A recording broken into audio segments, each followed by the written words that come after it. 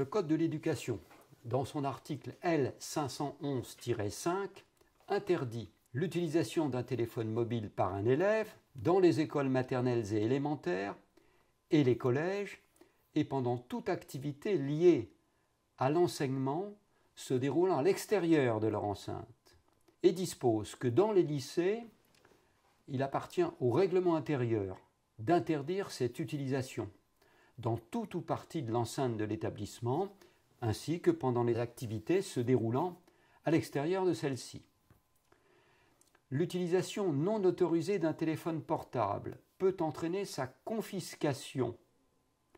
par un personnel de direction, d'enseignement, d'éducation ou de surveillance, dont les modalités doivent être précisées, de même que celles de sa restitution, par le règlement intérieur, qui doit intégrer cette confiscation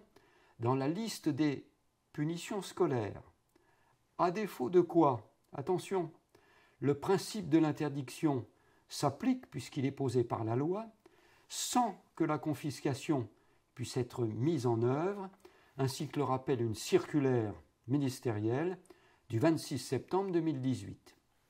Alors il convient toutefois de ne pas confondre confiscation et fouille, recherche ou exploitation de ce téléphone. Un assistant d'éducation de collège avait découvert sur le terrain de sport de celui-ci un téléphone mobile. Sous le prétexte d'identifier son propriétaire, l'administration avait effectué une recherche dans les fichiers de celui-ci et découvert des photomontages pornographiques mettant en scène des collégiens et des personnels de l'établissement, transférés sur l'ordinateur du chef d'établissement pour visionnage en présence de la mère de l'élève et d'un officier de police judiciaire.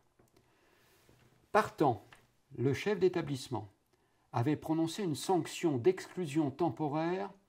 de 5 jours à l'encontre de cet élève. Sur le recours de la mère de l'élève, le tribunal administratif de Grenoble a jugé que les recherches effectuées par l'équipe éducative dans le téléphone de l'élève, sans son accord, sans l'accord de sa famille, avaient porté atteinte à son droit au respect de la vie privée, et ainsi entaché la sanction d'illégalité, nonobstant la présence ultérieure d'un officier de police judiciaire. C'est un jugement